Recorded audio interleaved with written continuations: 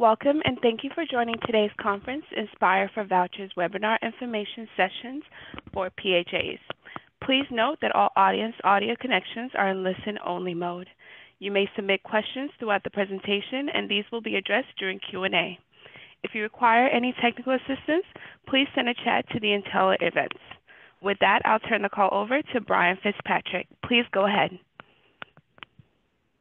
Thank you, Stacy, and good afternoon / good morning to everybody, and thanks for joining. As Stacy mentioned, I'm Brian Fitzpatrick, and I have the honor and privilege of being the Inspire for Vouchers Program Manager. And so glad you could join us today, and the team. We're so glad to be working together with all of you. Quickly, I just kind of wanted to run through what we plan to talk about today. We have two core sessions that we are going to try to cover related to the Inspire for Vouchers program. Each of these will be about 35 to 45 minutes or so. And then at the end, we'll have a good session of Q&A, if you will. First, we'll have Dana Kitchen will come out and talk about Inspire for V from a policy perspective, and then she'll be followed by Mr. Rich Scalzo, who's one of our core QA leaders, and he's going to get up and talk about the Inspire standards, the Inspire inspection standards, if you will. And then, as I mentioned, following Rich's session, we will open it up for Q&A, both in the chat as well as audio, and the moderator will provide instructions at that time on how to do an audio question. But as we go along, if you have questions, please place them in the chat. You don't have to wait to the end, and we will be facilitating that along the way and looking for those questions as they come in. Lori Rawson will actually be emceeing the Q&A portion following Rich's session. So thanks to Lori for driving that. We're also supported on this call by an array of HUD SMEs, including Jody Spear, who will be working with Lori to coordinate the Q&A, and Marcy Vita from OFO, as well as Joachim Poot and Anastasia Schmall, and other really HUD SMEs that are in this call to support from a technical perspective and address any of your questions and concerns, etc. I am sure I left somebody off the list. I didn't mean to, but we're all here to help you all and try to inform to address each of your questions and your needs, etc.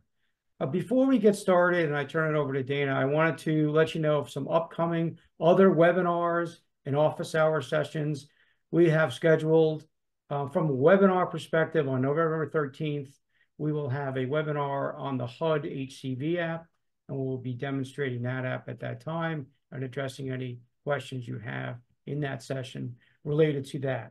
Also on November 6th, we have an office hour session set up on carbon monoxide and heat sources. And we also have on November 19th, we also have another general office hour session, which is really to help facilitate more Q&A and open dialogue to help address any questions you all have or your constituents have as we go along this journey. There are also additional sessions being set up for December and thereafter, and we'll make sure that we get all those comms and dates out to all of you.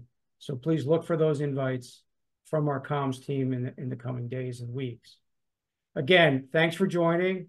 And at this point, I want to turn it over to Dana Kitchen. Thank you all. Dana? Thanks, Fitz.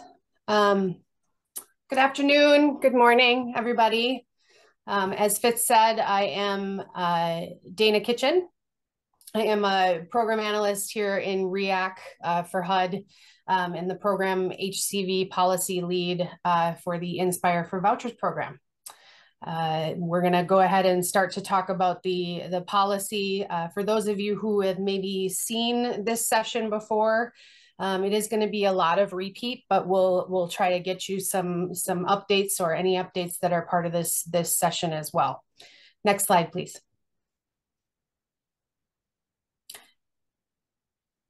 Okay, so this should be old hat by now, right? The NSPIRE, which is National Standards for the Physical Inspection of Real Estate, became a final rule in May of 2023. The final standards, so the standards that became the new standards to inspect to became final in June of 2023. NSPIRE replaces UPCS for public housing, which this is not what we're talking about today, but we say that because it actually replaces UPCS, but it only redefines housing quality standards for the voucher program. So you're still going to hear HQS. You're still going to hear that term. You're still going to see that term in regulations. We'll talk about this again in a later slide, but it only redefines the standards for the housing choice voucher programs. NSPIRE does update the 20-year-old physical inspection models. And it puts a priority on sort of the areas that impact our residents the most, the unit, the areas that the resident uses, the pathways of travel, the common areas that the resident uses, takes the focus off of the aesthetic of the building. Next slide, please.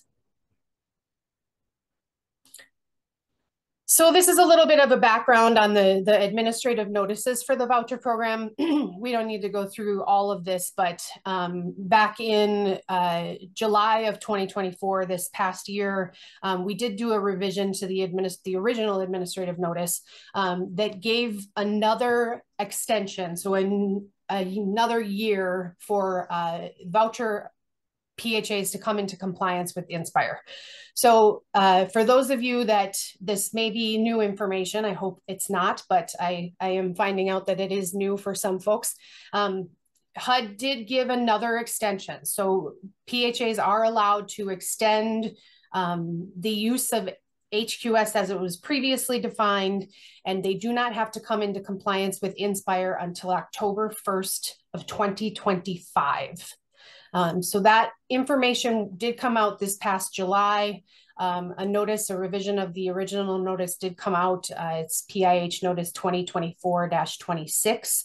And there's a bit more information in that notice, but for the most part, that notice was just a repeat of the original notice from 2023 with the extension in there that was granted. And again, this was for the voucher programs only. So the HCV programs, the project-based voucher program, and the Section 8 moderate rehabilitation program.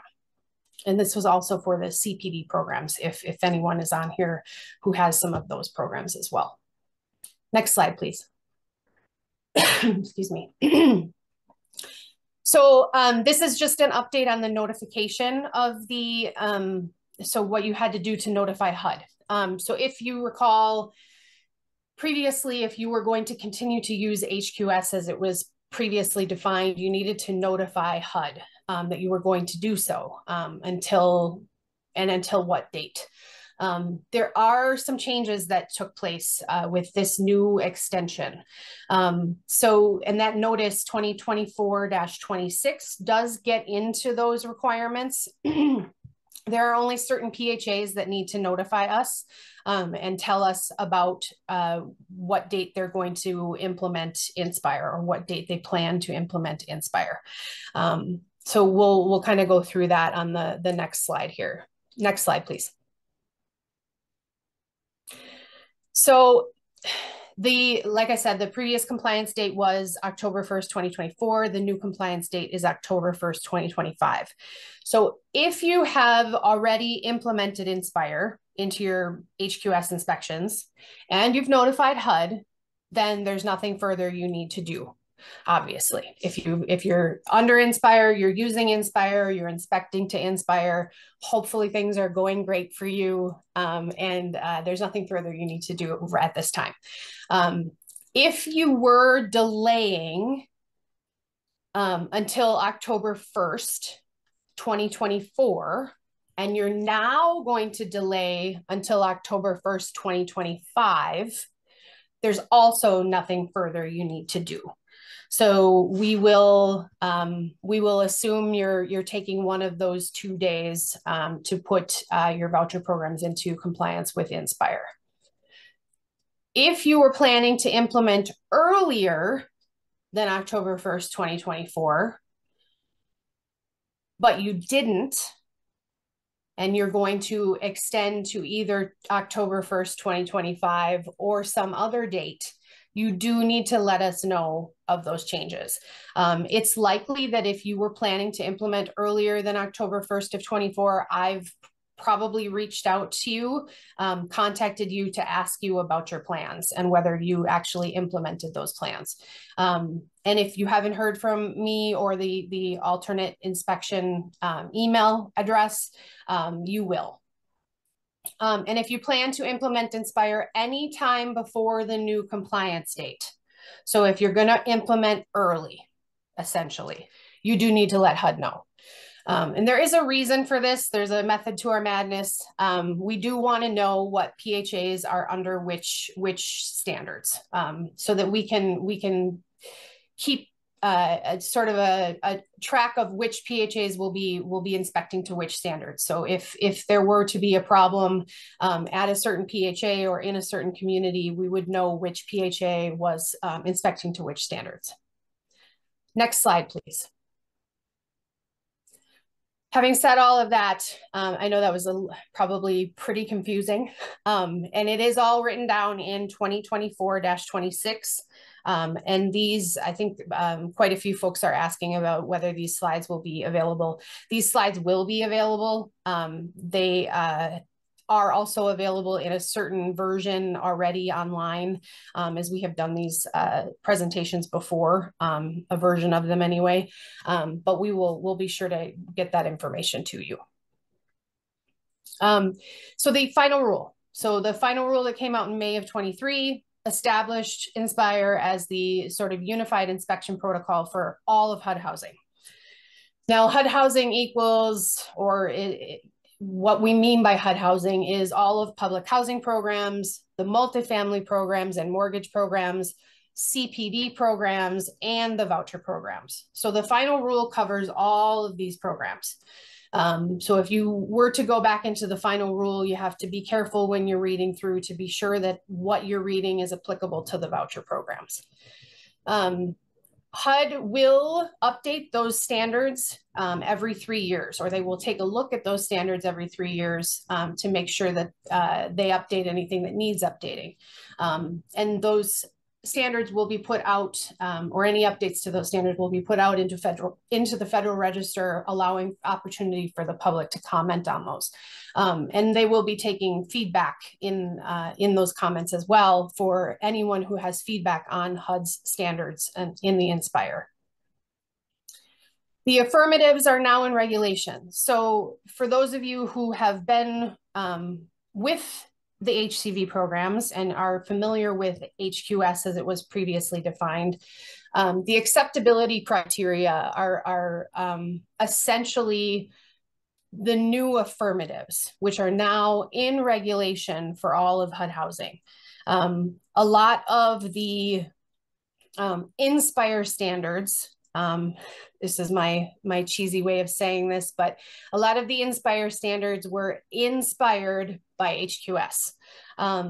There's a lot of changes for many of the HUD housing programs, but a lot of those affirmatives that are now in regulation came directly from the HCV programs.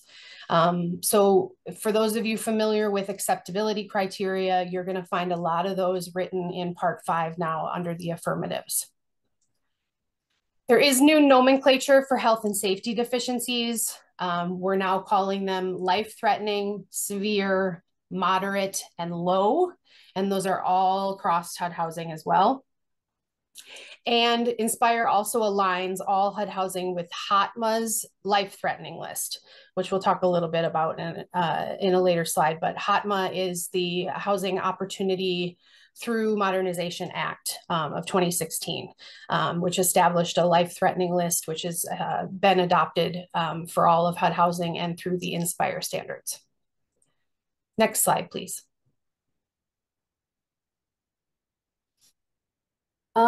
So the standards notice, and Rich is going to talk a little bit more about this as well in his section, but this was published in June of 23, as I said, and the new health and safety classifications are in there as well that we just went through. The standards also designate 3 inspectable areas. So we're talking unit inside and outside. The purpose of that is, of course, to just have some consistency in the nomenclature, right? We probably could have called it anything else, or it used to be referred to as maybe the unit and then the common areas and the exteriors, but it's now unit inside and outside for all of HUD housing.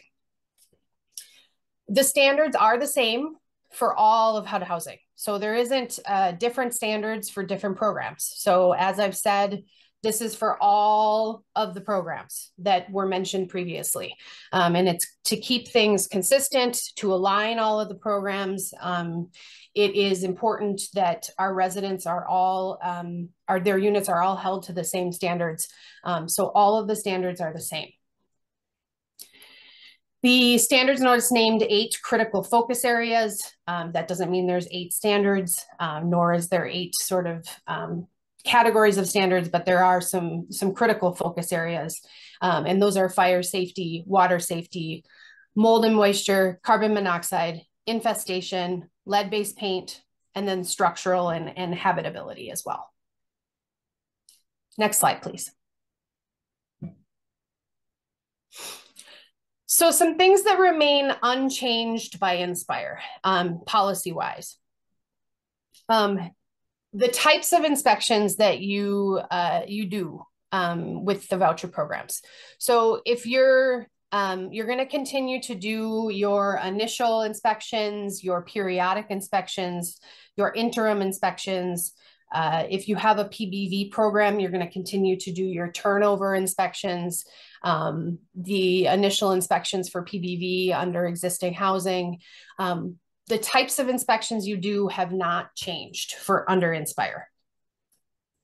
The timing of inspections. You're still going to conduct at least biennial inspections you're required to conduct at least biennial inspections. If you are a small rural PHA, that has been extended to triennial inspections. So either biennial or triennial. The timing of those inspections has not changed. Who conducts those inspections? So NSPIRE did not say that HUD is now conducting inspections for the voucher programs. PHAs continue to do their inspections for the voucher programs, or if they have like a management company or a contracting company who conducts those inspections are still done by the PHA or the PHA hired contractors or vendors. If you own your own housing that you have voucher assistance in, it's possible that you have an independent entity who's doing those inspections. But nothing has changed. NSPIRE has not changed who conducts those inspections for the voucher programs. Allowance for HUD approved variations. So that remains unchanged. PHAs still have that allowance and still have the ability to come into HUD to request a variation to NSPIRE, just as they did under HQS as it was previously defined. This would be for a local code or a local condition that you would like to have implemented into your NSPIRE inspections or NSPIRE HQS inspections. A local code that maybe you want to be sure that all of your units adhere to, or you want to adopt into your inspections. These do have to be HUD approved. They do have to come into our office and specifically REAC for approval. There is instructions on how to do that in both administrative notices, but most recently the 2024-26. And there will be more information about that to come in the guidebook chapter that's going to be released. There is alternative inspection method allowances as well.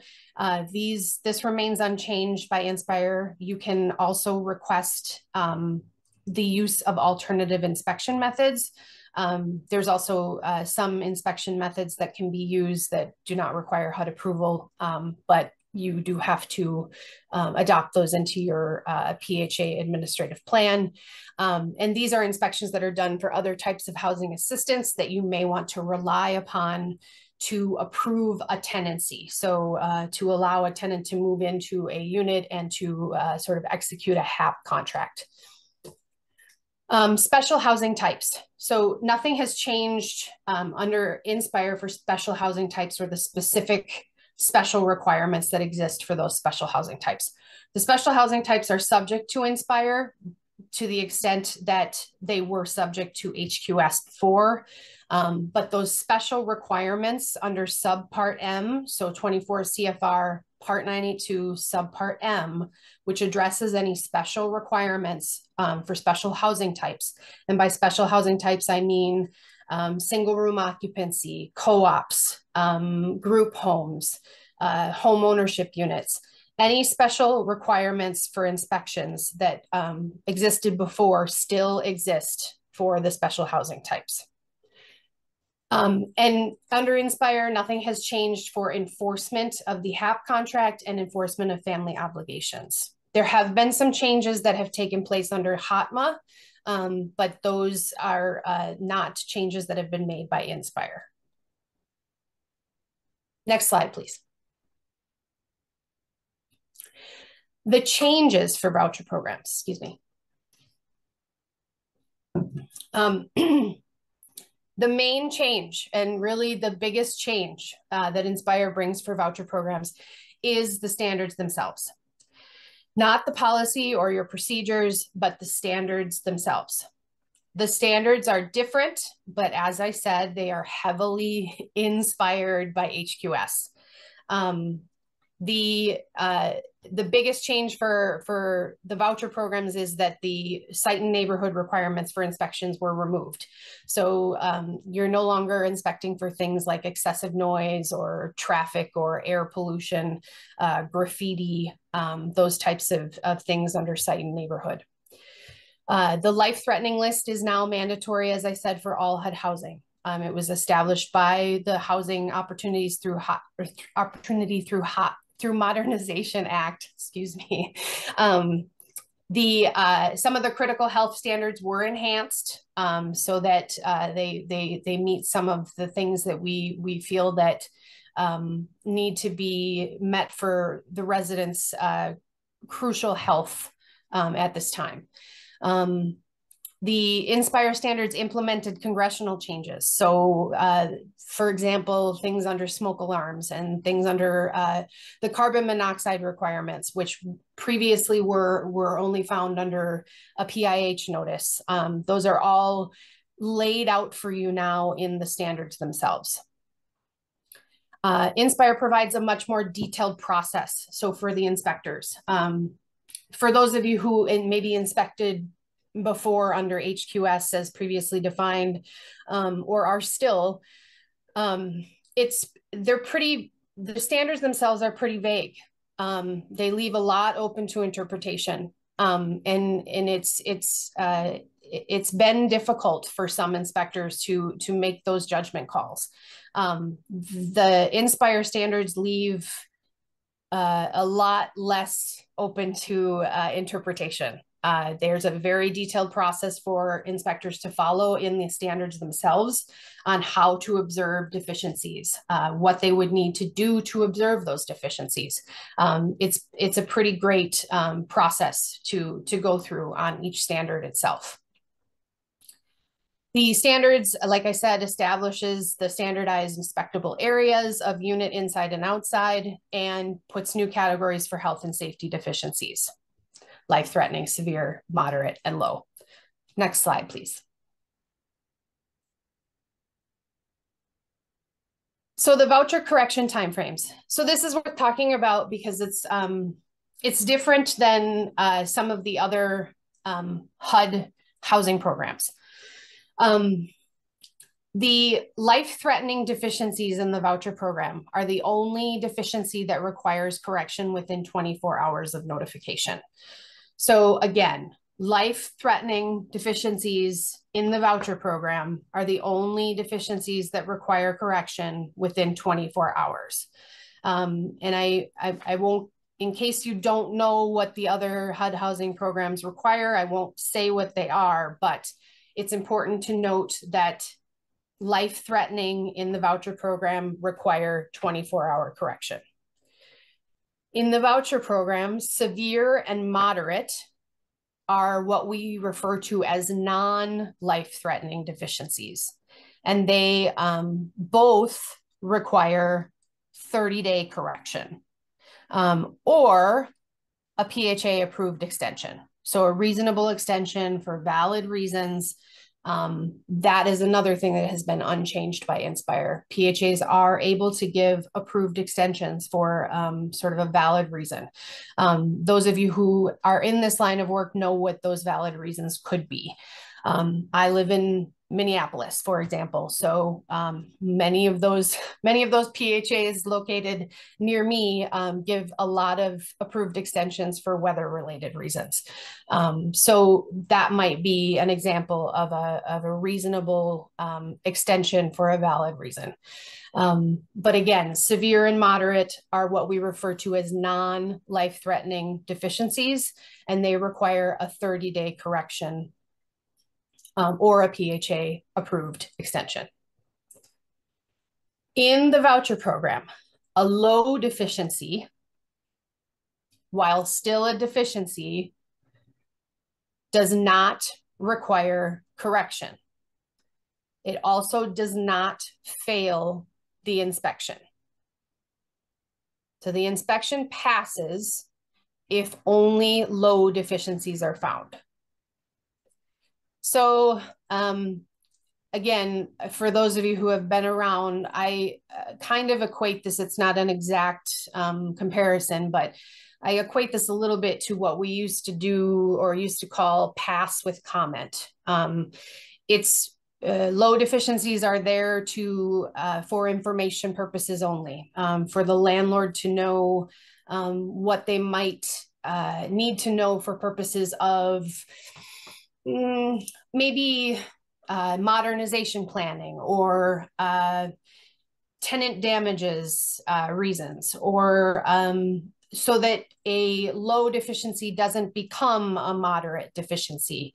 So these are low deficiencies, but they're for information purposes only.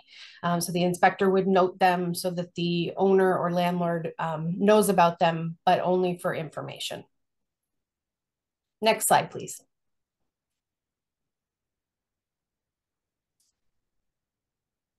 Okay, so let's debunk a few myths.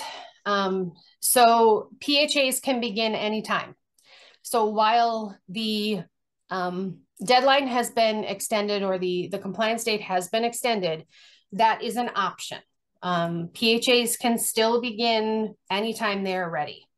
The standards have been available, like we said, since June of 2023. Those standards are the same for all HUD housing programs.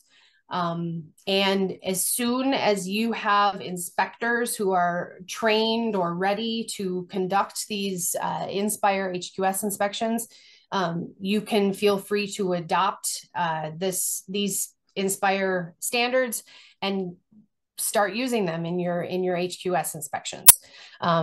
You have to be sure that any administrative work that you need done is done. Be sure you're using whatever checklists you may want to use, or if you have software that you're waiting on, you may be waiting on software from a vendor. But there's no special technology that HUD is requiring of you. So if you're waiting on a software vendor, that may be one thing, but that's not something that HUD is requiring of you. HUD is not expecting anything more from NSPIRE inspections than we expected from HQS as previously defined. There are approximately 2, maybe 3 if the PHA chooses fields on the form 50058 for you to enter regarding inspections. And other than that, there's no special reporting requirements that are behind NSPIRE. There's no scoring difference as it says below, which we'll get to in a second. Everything is the same. So as soon as you're ready And as soon as if you are planning on doing it earlier than 10/1/25, as soon as you've notified HUD, you can go ahead and begin NSPIRE inspections.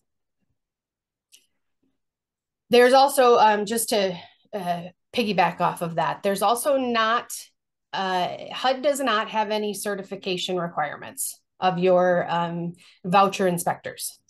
I know there's a lot of PHAs out there that want to have certified NSPIRE inspectors. That's not something that HUD requires. So it's possible that you as a PHA require that of an inspector, and you're looking for maybe trainers who have a certification process, but that is not a HUD certification process. HUD does not require any NSPIRE certification of your inspectors. HQS terminology. I touched on this briefly, but HQS terminology, or as a term, housing quality standards, is not going anywhere. You can still find it in regs. It's still going to be in statutes. The voucher inspections will still be HQS inspections. So it's going to get a little bit confusing for a while. NSPIRE, the language behind it, and I know a lot of people are wondering, like, should I change all of my language to say NSPIRE versus HQS? There's really not an answer, a hard and fast rule for you on that. HQS, like I said, is not going anywhere. NSPIRE simply redefines HQS. So HQS is now defined by the NSPIRE standards. So we're going to have, like I said, there's no getting around it. It's going to be sort of mass confusion for a little while. But, you know, we've had people refer to it as NSPIRE HQS or NSPIRE V or HQS NSPIRE or NSPIRE for vouchers. They're all kind of the same thing, one and the same. It's really, the housing quality standards are now NSPIRE standards. So again, I know that doesn't help clear things up for anyone, but the HQS terminology is not going anywhere. So when October 1st, 2025 comes, HQS will mean NSPIRE and vice versa for the voucher programs. No scoring. So as I said above, just real quick, HQS inspections, the scoring is not changing. They remain pass-fail when you do an NSPIRE HQS inspection or you use NSPIRE standards. HQS inspections, an HCV or an HCV inspection remains pass-fail. The determinations and correction timeframes, we've gone through them, so I won't go through them all again. But remember that they are different depending on what type of deficiency they are. So we've got life-threatening, we've got non-life-threatening, which are severe and moderate, or we've got low. Self-inspections. So this was, hopefully this has been cleared up for most folks, but this was a point of confusion for quite a while. There is no self-inspection requirement for the HCV, PBV, or mod rehab programs. We're not expecting that landlords are now self-inspecting their units and sending that information into HUD. PHAs are not required to send that information into HUD. There's no new reporting requirement of inspections or self-inspections. That is not something that is required, and it's actually specific in regulation that it's not required of these programs. Next slide, please. A few additional myths. Reporting, as I said a couple times now, there's no specific voucher program inspection results that are going to be reported to HUD or are required to be reported to HUD. except to the extent that they were already required. So the inspection data that you report now is going to be the same thing that you're expected to report when you implement NSPIRE. The 50058 data, CMAP data, so anything that's required of you to report under CMAP, and if you have anything that's requested of you by HUD. So nothing's changed here. There's no changes to the reporting of your inspections. The scope of the inspections. So under the voucher program and the PBV program and the mod rehab program, only the assisted unit or the unit to be assisted and the inside common areas and the outside exterior areas servicing the unit or providing a pathway of travel to the unit are expected to be inspected. So this includes, like I said, paths of travel for the tenant, rooms that the tenant would or could use on a regular basis, common areas that they might access, like community rooms or laundry rooms. This would include utility rooms that service the unit or provide any communicating openings. So if there's a combustion gas that may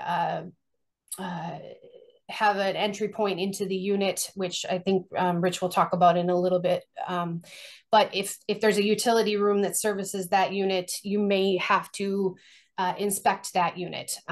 We're not expecting that the tenant have access to that unit, but it may require you accessing that unit for some purposes of carbon monoxide and other types of things under the inspection.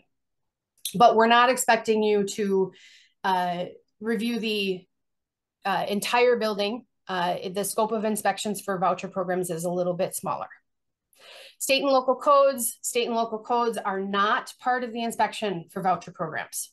Again, unless you have an approved variation by HUD. The inspection for voucher programs is the NSPIRE standards only. We are not asking inspectors to inspect to local requirements. The app for NSPIRE. HUD's app is not planned to be a centralized program, and it's not planned to collect data and store data on these inspections. Next slide, please. All right, what's next? I keep saying this, but the HQS inspections guidebook chapter is coming. It is coming soon. We're in the final lap of the race, I guess. The voucher app for NSPIRE is coming soon, or at least the mass release of it is coming soon. Inspection criteria variation reviews are ongoing. And this is just a little bit more information about those areas. So again, there's instructions on how to submit variation requests. And this is the regulation where you can find the requirements for those reviews.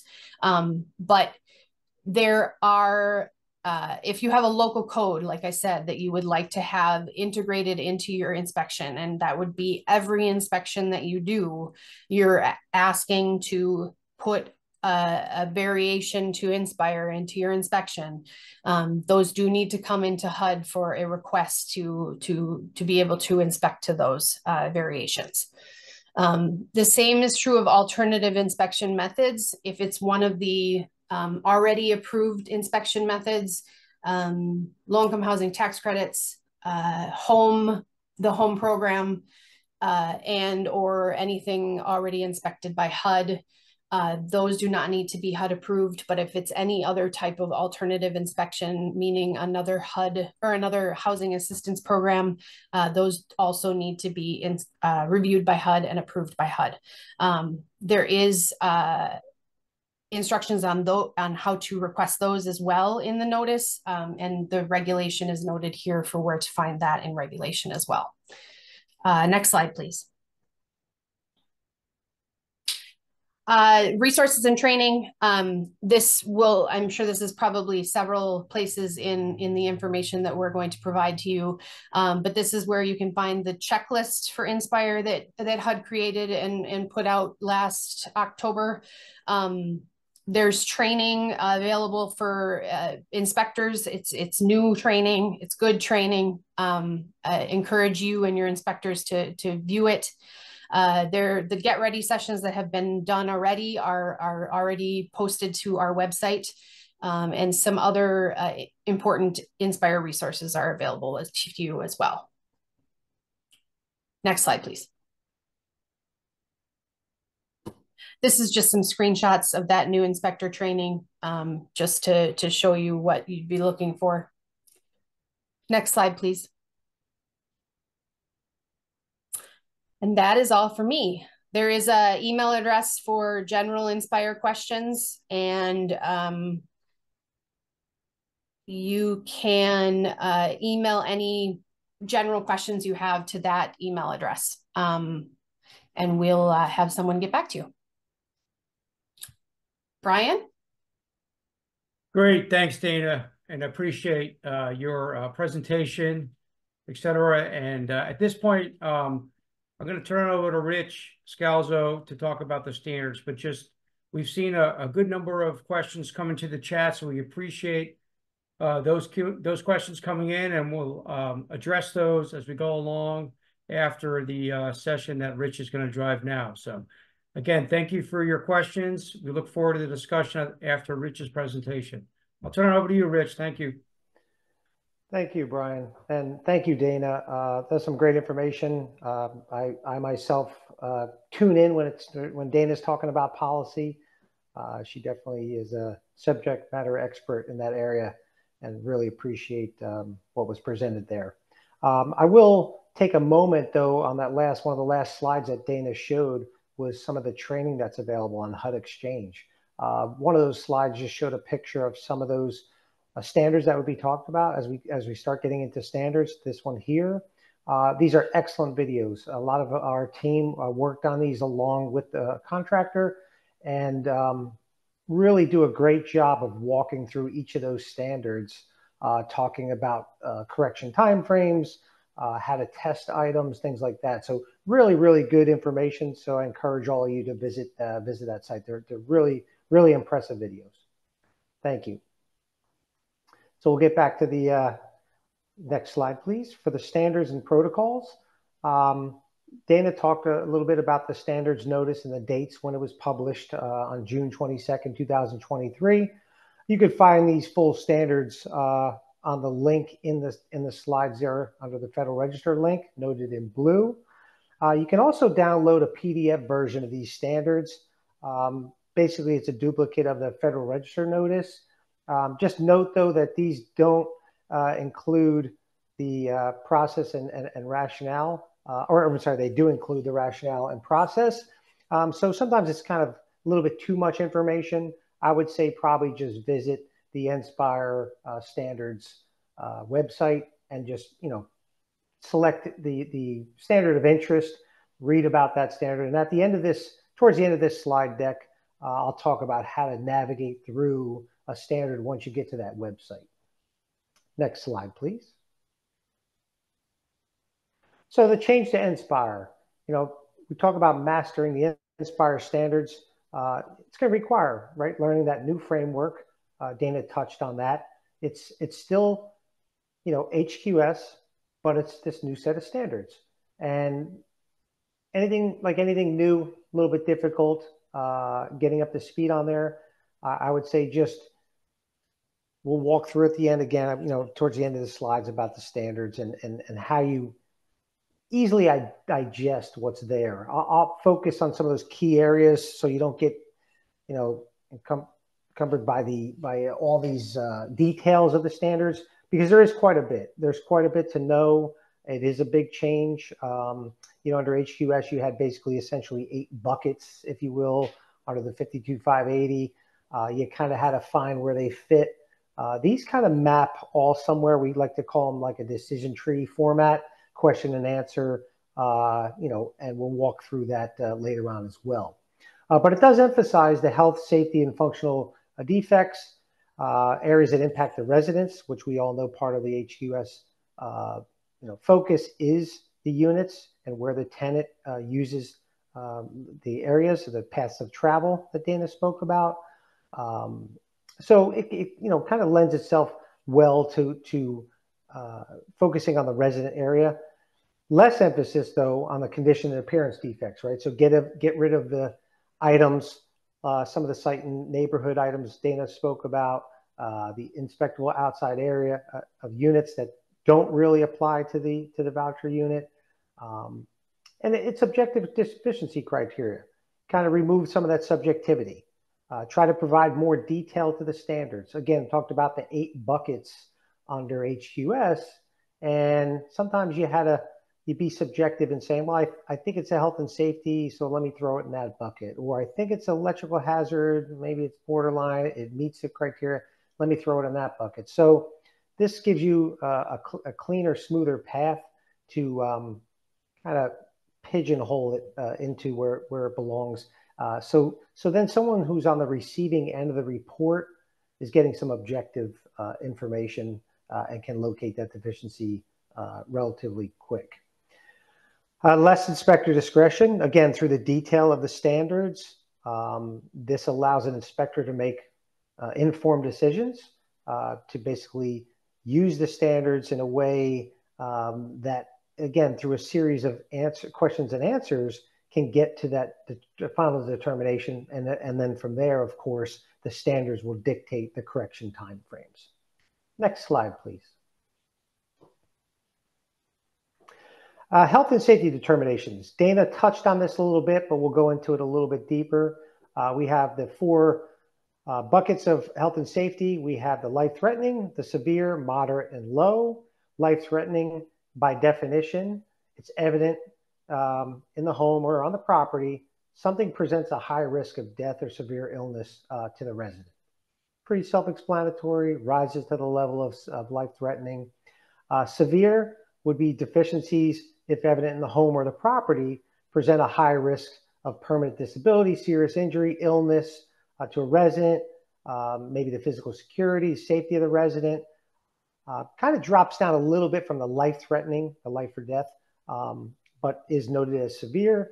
Then you have the moderate defects, which the moderate Dana talked about is a 30-day correction time frame on those.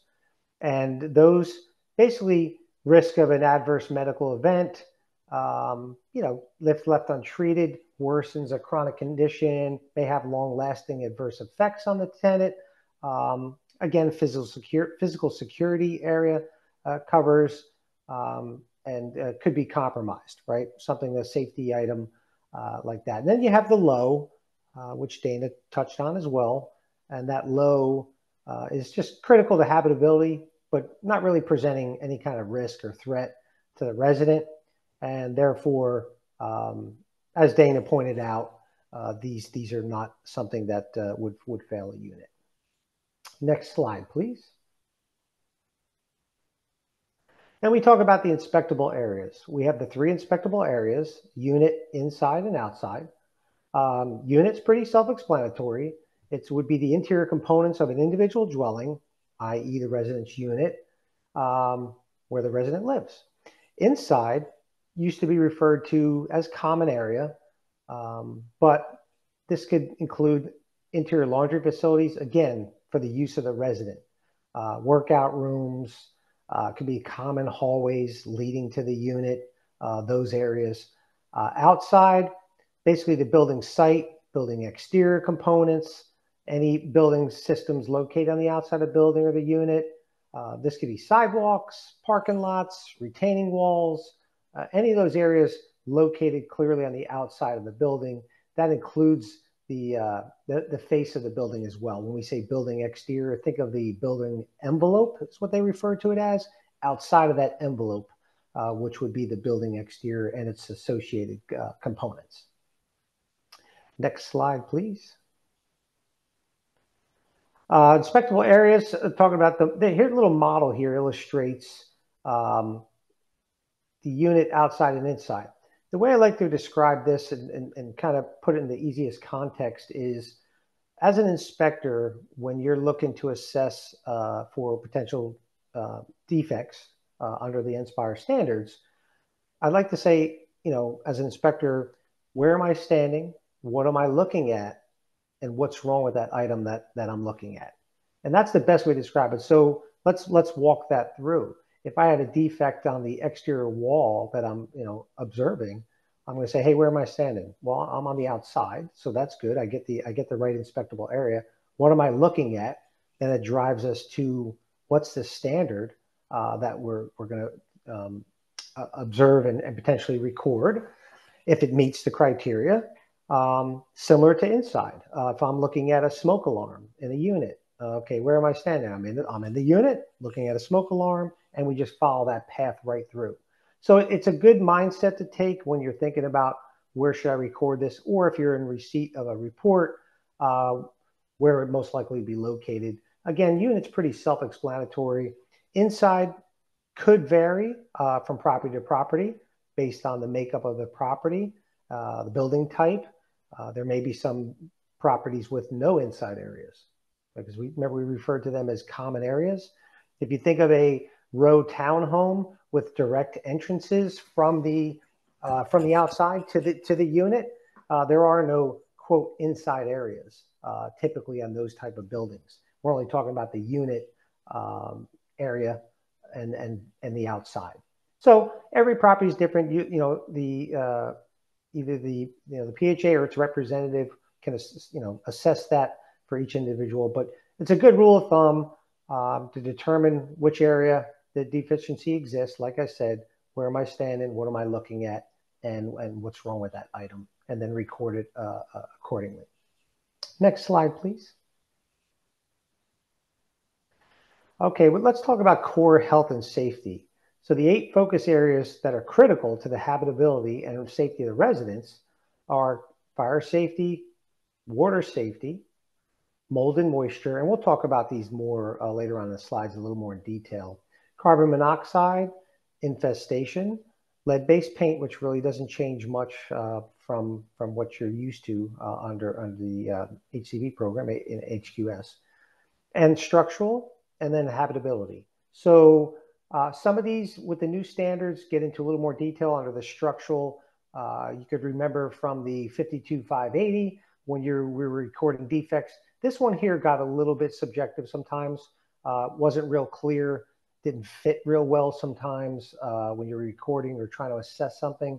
This gets a little more detailed, allows you to make a better assessment, as well as the fire safety. And we'll talk about those more when it comes to some of those items or devices that are important to the safety of the resident and occupants in the building. Next slide, please. Fire safety. So NSPIRE improves fire safety standards in several ways from HQS. First off, the implementation of the National Fire Protection Association, NFPA 72, that drives the smoke alarm standard, and we'll talk more in detail about that smoke alarm standard later on in the slides. It sets minimum temperature requirements under these new safety standards. Permanent heating source requirement, so we'll have temperatures that are associated with the standards and ways to record those. We actually have a slide later on that talks about those minimum requirements. The prohibition of unvented space heaters, not much of a change. Unvented space heaters are something that are not allowed in housing, HUD housing, and that's now common across all programs. And that would be obviously fuel burning type unvented space heaters, obviously a risk of carbon monoxide poisoning. You have new fire sprinkler defects related to the proper functioning of the systems, things that could prohibit the proper functioning of the system. And we'll talk more about what those things are. But for example, it would be what they call a smoke alarm that might be blocked or have, might be loaded with debris or something that will affect the proper functioning of those systems. So it gets a little more detail the prior legacy standards. GFCIs, AFCIs, carbon monoxide alarms, dryer exhausts. Dryer exhausts have a lot more detail to that standard as well, and overall electrical outlets, which was very common under the HQS inspections, the legacy standards.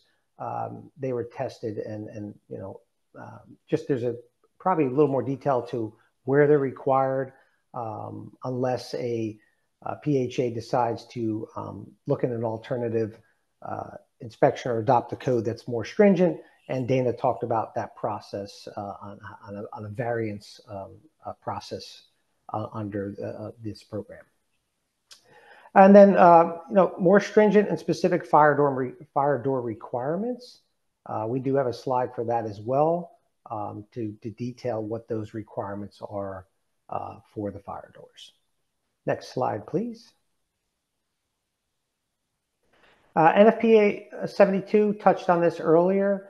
Basically, it's the preeminent national standard for smoke alarms, and fire and existing housing quality standards for vouchers align now with this standard. So smoke alarm standards, in short, conform with the 2019 version of NFPA 72, and that requires at least one working smoke alarm installed on every level of the property, one smoke alarm installed outside each and every sleeping area, and at least one smoke alarm installed in each sleeping area. So if you don't conform to this, it's a 24-hour deficiency under HQS. Now, a very important note, effective December 29th of this year, which is not far off, the new requirements for all smoke alarms are either hardwired or a sealed 10-year battery. So again, effective December 29th, they must be either hardwired or sealed. So good idea to start really double checking, making sure these are not devices that have removable batteries, and they're kind of standalone devices that are not hardwired. The sealed batteries, there's pros to that. There's no need to change a battery every 6 months, right? That you typically were supposed to do. Tenants typically won't tamper with them, so they're kind of tamper-proof. And probably I'd say for me, and probably others can relate with this on the phone, most important thing is you don't have to worry about it chirping in the middle of the night, because usually that starts around 1 or 2 in the morning. They start chirping because the battery's low. So at least you don't have to worry about that for 10 years. You'll get some good sleep for the next 10 years. Because that's just always seems like they want to chirp about 1 o'clock in the morning or 2 o'clock in the morning. So yeah, pay close attention to that date, make note of it, and next slide, please. Properly functioning fire doors are critical, right? They slow the spread of fire. They kind of compartmentalize a fire. They prevent that spread of fire. Previously, the fire doors were inspected and cited with other non-fire doors. It kind of got all grouped in one. This separates it out with a lot of detail in this standard. It talks about the operability, the structural integrity, the requirements of the doors. Also has criteria that's based on research. It's not something that just HUD decided one day, hey, let's just implement these. I was part of the standards development team. There was quite a bit of research that we did. We used NFPA. We used some other legacy or national model codes. We spoke with academia to really come to a conclusion of where this defect should be. And again, kind of highlighting the importance of a fire door. Well, let's talk about, typically the fire doors come in like a 30 or 60-minute rating. That exact time depends on how well that door is fitted into its location. So when we talk about the function, operability, and structural integrity that now will be assessed during inspection, think about when we say how well it's fitted. Well, we're looking at that now. We're looking at, is there gaps around the door? Is there holes in the door? This is why inspecting them is so important, because that rating that I spoke about, that 30-minute or 60-minute rating, is contingent upon how well it was installed or how well it sits in its frame now, today, or at the time of assessing that inspection. So real important. And a big change to pay attention. What we're seeing a lot of in the field is doors that are propped open or have the ability to be propped open by that little kickstand on the bottom. So be cognizant of that as you're assessing the properties, that they don't have the ability to be propped open or they are propped open. This way it does compartmentalize that location in the event of a fire and will stop that spread of fire. Really, really important. Next slide, please.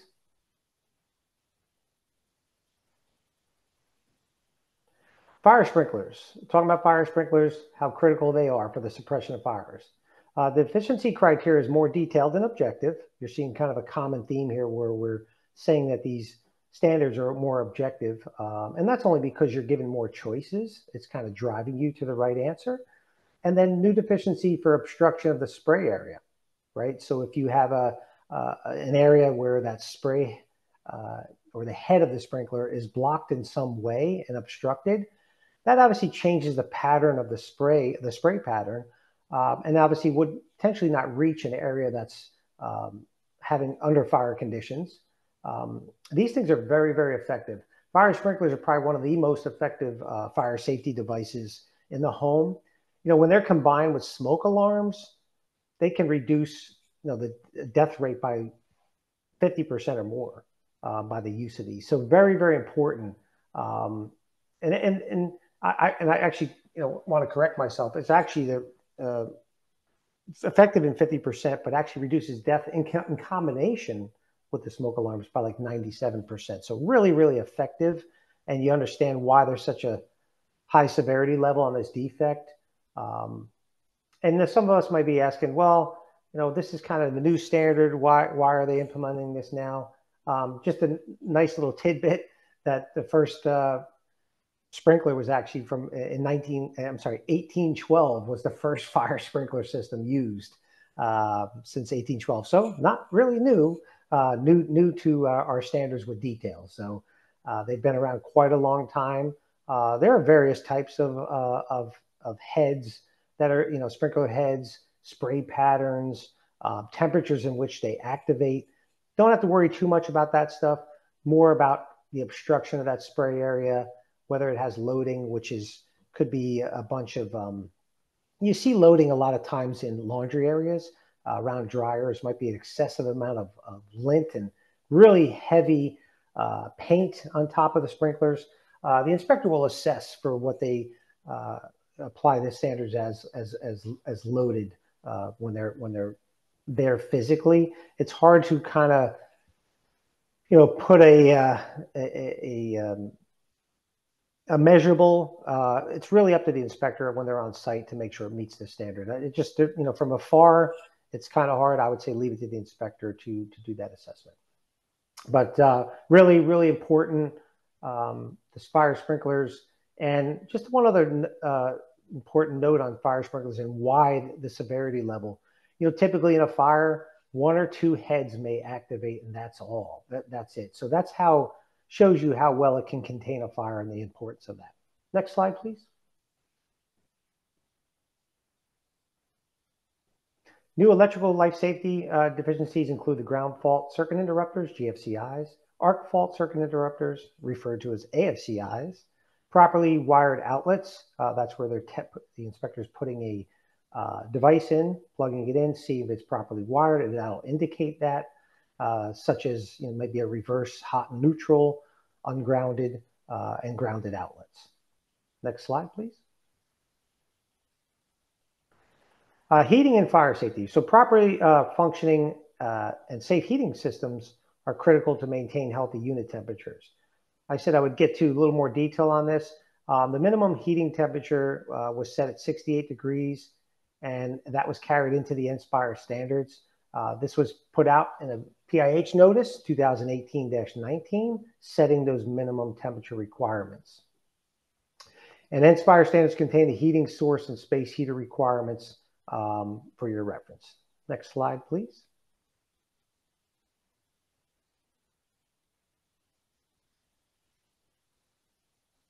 Thank you.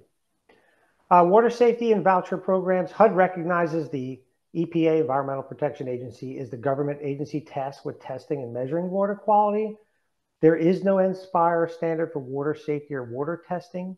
Water safety is not being addressed in the voucher program, so keep that in mind. HUD does recognize EPA is the preeminent authority on that with testing and measuring the water quality. So again, no standard for water safety or water testing in the NSPIRE standards. Next slide, please.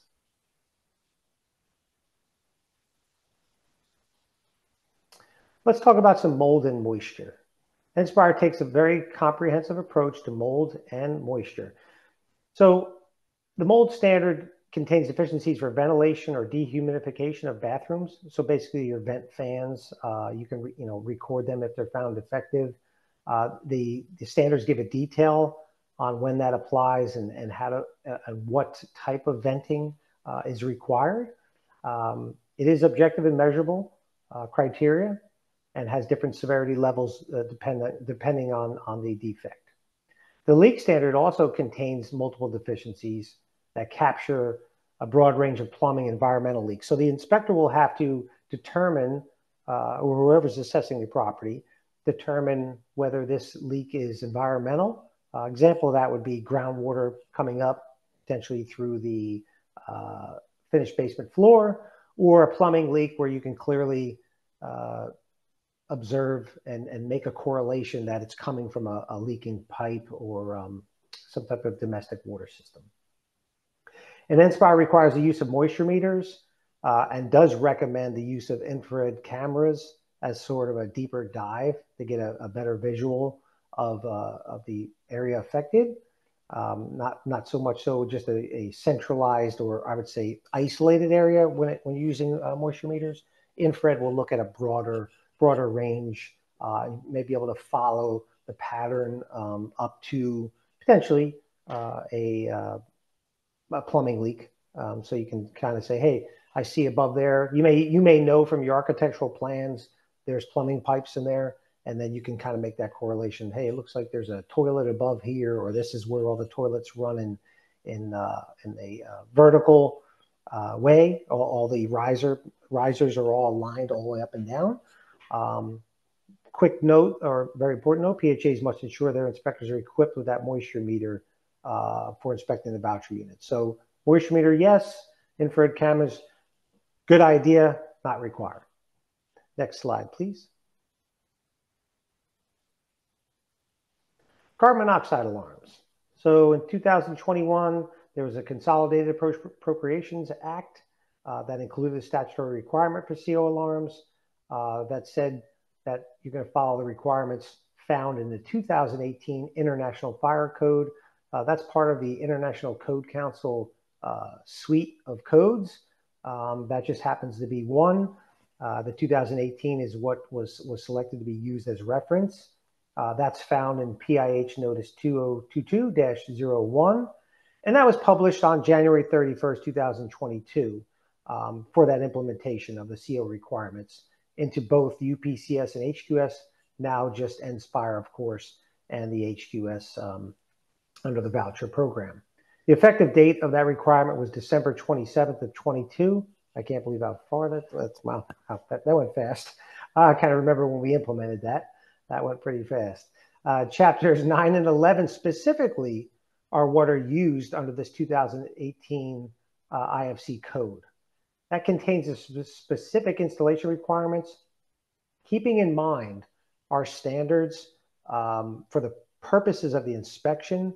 There are certain criteria that the inspector is looking at, not all of the 2018 IFC, but for the property's purposes, you want to be referencing all of the 2018 International Fire Code standards, and they can be found in a link in the resource slide. And then there's a decision tree that you can use off of this PowerPoint slide that kind of goes through how to record or how to observe and determine whether a carbon monoxide alarm is required. I don't want to walk through that today because it can get a little bit into the weeds, but I suggest you take a look at that and it'll help you walk through your particular property type where those fuel-fired appliances are located, and how to apply the standards accordingly. And that was published on HUD's website also around the same time. So feel free to use that link as you receive this slide deck. Next slide, please. Infestation. So NSPIRE infestation standards objective, again, it's a common theme, deficiency criteria. Observed number of pests result in different severity levels. So if you're navigating a unit, doing inspections, you find roaches or other type of infestation in one room. Another room, it kind of goes up in severity levels depending on how many locations that you're observing those defects and those pests. And it allows alternative correction options and longer timeframes for properties using industry best practices. The whole point of this standard and getting in detail is best practices, right? You see that, and having an integrated pest management plan in place. That's the goal here for the infestation standard and how to address it.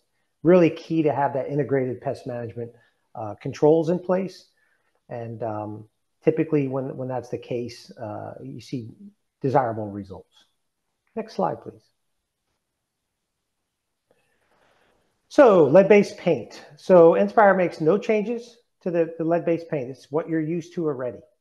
This all still in line with the standard for the HUD safe housing rule. And in housing constructed, again, doesn't change prior to 1978. The PHA inspector must perform a visual assessment for determining how much deteriorated paint is in units where a child under 6 resides or expected to reside. The key point there. So no real change here. Something that anyone that's familiar with the voucher program and its inspections can, this really just very little change. You'll be able to just transition to this real easy because just same old standard. Next slide, please. Affirmative requirements for kitchen and bathroom. So affirmative habitability requirements for the kitchen and bathroom. So we talk about the bathroom with tub and shower.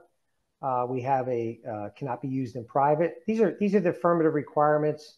They're very similar to what Dana talked about earlier that were required for voucher units. They just are now transitioned over to the NSPIRE standards and kind of baked in, if you will, into the NSPIRE standards. Cabinet and storage, food storage space is not present. You got cooking appliances, basically it's missing, right? I don't have nowhere to cook food. Food preparation areas, basically not present. You don't have areas for countertops to prepare food. Lighting interior, very similar to what you're used to. One permanently installed light fixture is not present in the kitchen and bathroom. Refrigerator, missing, obviously not the ability to maintain and store food at a reasonable, at a minimum temperature.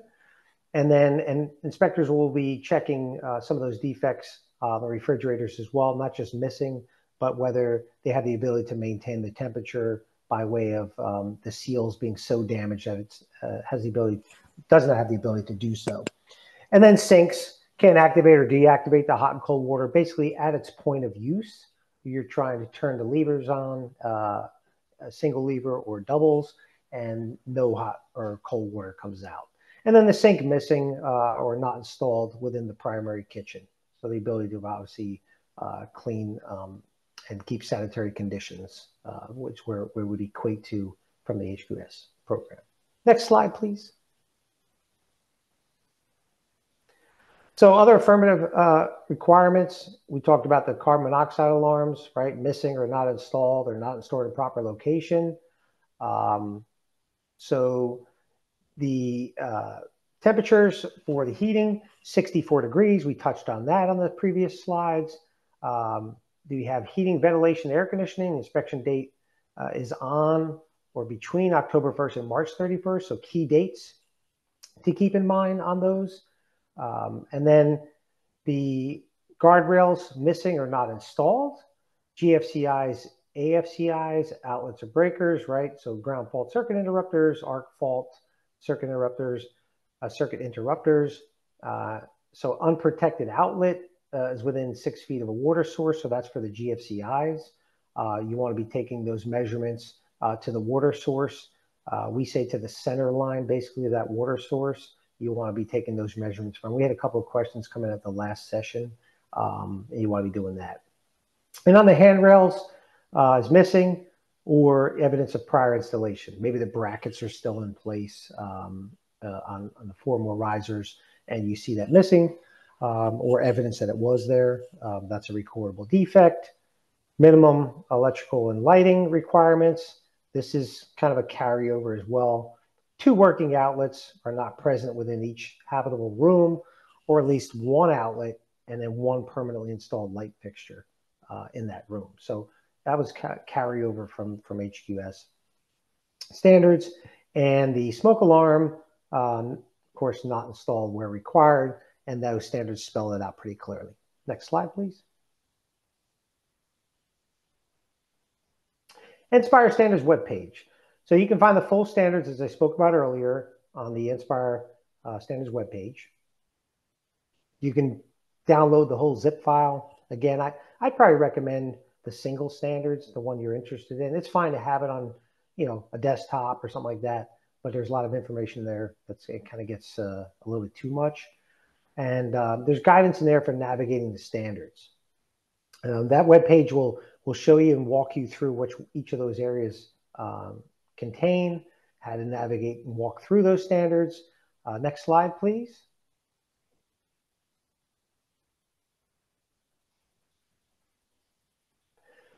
So some of the terminology and layout of the NSPIRE standards, we developed the standards template guide, right? It shows the terminology, the layout of the standards. You can see a little tearaway section to the right there, has title, version.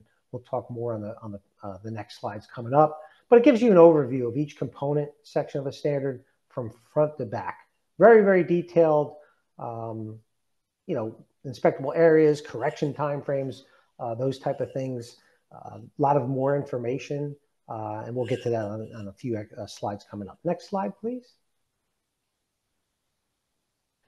So here's a good example of an address and signage standard.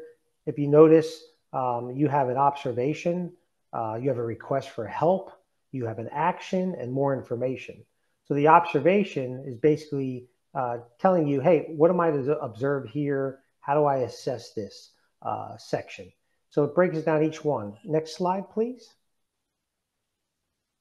Actually, go back one previous slide. I thought there might have been one more slide on that, if you don't mind. Thank you.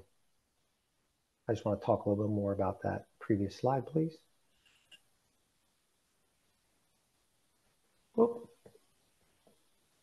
Actually, 2 slides back. One more. Thank you so much. Appreciate that. So talking a little bit more about that. One of the things I wanted to make note on, that's why I kind of went back, is the more information. The more information is a very important section of the standards. In some cases, you may read an entire standard, except leave out the more information, and you may be assessing the standard incorrectly.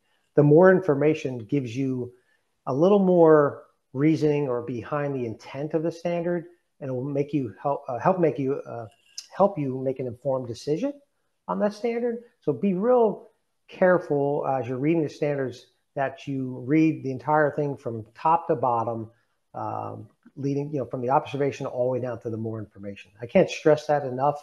We've seen some errors in the field, and it was most commonly because the more information was not being considered in the assessment. So I just want to highlight that. Thank you so much. Next slide, please. Here are some of the top defects, not only based on the demonstration, but what we're seeing out there today.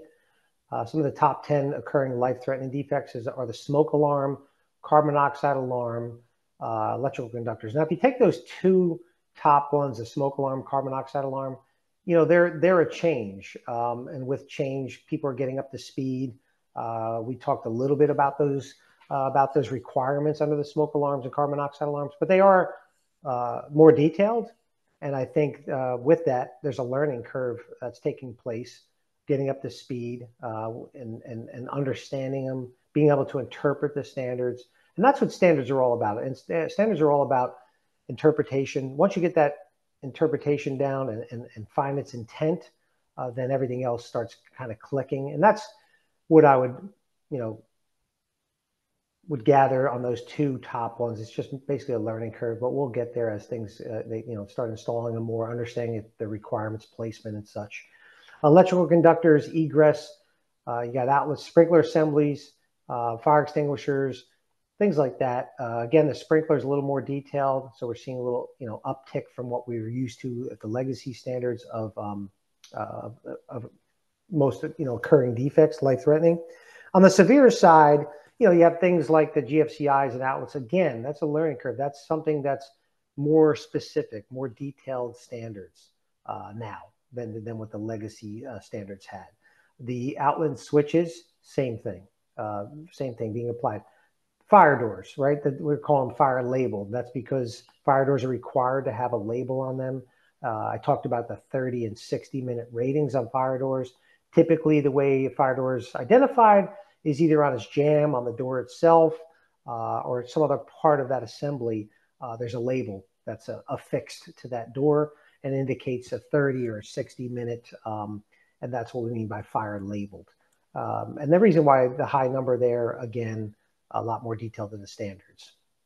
Sharp edges, water heater, infestation, exit signs, kind of gets lower and lower, and entry doors. There was a lot of defects to entry doors before. So not, probably the hardware more than the door itself you see getting recorded than the actual door damage. Next slide, please. Here's some resources for all of you to have. Please take a look at the Federal Register notice. You can click on that link when you get your slide deck. We talked about the 2018 International Fire Code. Very, very detailed. Our standards, we'd like to refer to them as sort of the HUD code, but this is one of those few that where, along with the NFPA 72, where we adopted the actual model code. So there's a lot of detail, and you want to take a look at that, specifically the chapters 9 and 11, because that's what applies here. And you're going to be quite surprised how much detail there is in there versus what's in the standard, because really during the course of an inspection, the inspector only has an ability to assess the areas that we put in the standards. But you do want to be in compliance with chapters 9 and 11 for the CO alarms IFC. So I do highly recommend, keep emphasizing that you have a good understanding. And any questions about that, you can always route questions through the NSPIRE@HUD.gov inbox as well. We have a team that's always standing by to address those questions, and we're pretty prompt in getting answers back to standards questions. We will be eventually standing up a website that's an interpretations website. That website will give the public the ability to ask a question about a standard and get a response from one of our subject matter experts. That is currently under construction, that website, and we hope to have that up soon.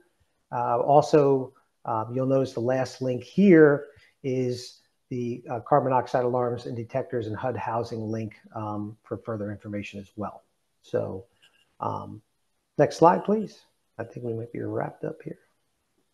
Yes, I think we're going to be taking questions. So thank you all for your time today, and we really appreciate it, having a partnership. Thank you. Thanks, Rich.